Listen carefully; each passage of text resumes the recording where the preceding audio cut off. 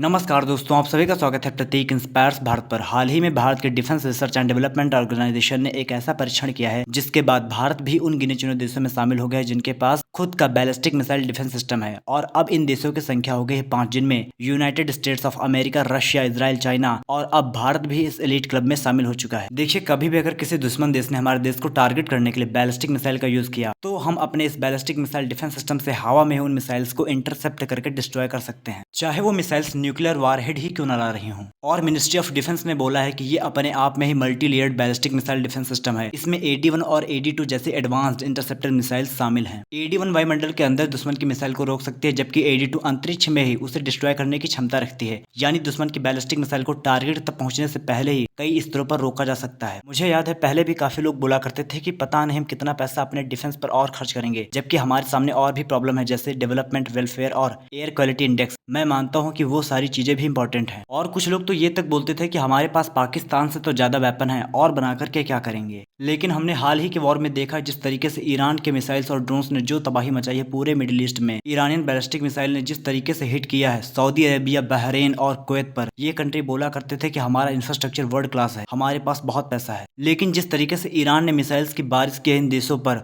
उसके बाद लोगों का ट्रस्ट बिल्कुल खत्म हो गया है। देखिए, अगर आप अपने देश को किसी भी बाहरी अटैक से नहीं बचा पा रहे हैं तो जब लोग ही नहीं बचेंगे तो इतना इंफ्रास्ट्रक्चर और पैसे होने का क्या फायदा। और ऑपरेशन सिंदूर में पूरे वर्ल्ड ने देखा है जिस तरीके से हमने पाकिस्तानी ड्रोन्स और मिसाइल्स को आसमान में ही डिस्ट्रॉय कर दिया था। और जब इस तरीके के वॉर स्टार्ट हो जाते हैं तो हमें प्राउड रहता है अपने DRDO पर कि हमारे पास इस तरीके के वेपन्स हैं। बाकी देशों की तरह नहीं कि किसी दूसरे कंट्री से रिक्वेस्ट करनी पड़े कि आप अपने एयर डिफेंस सिस्टम डिप्लॉय कर दे हमारे देश में। भारत का खुद सुदर्शन चक्र तैयार हो रहा है। अल्टीमेटली रियल डेवलपमेंट तभी पॉसिबल है जब हमारी सिक्योरिटी एकदम मजबूत हो और कोई एक्सटर्नल थ्रेट हमारी प्रोग्रेस को रोक ना सके।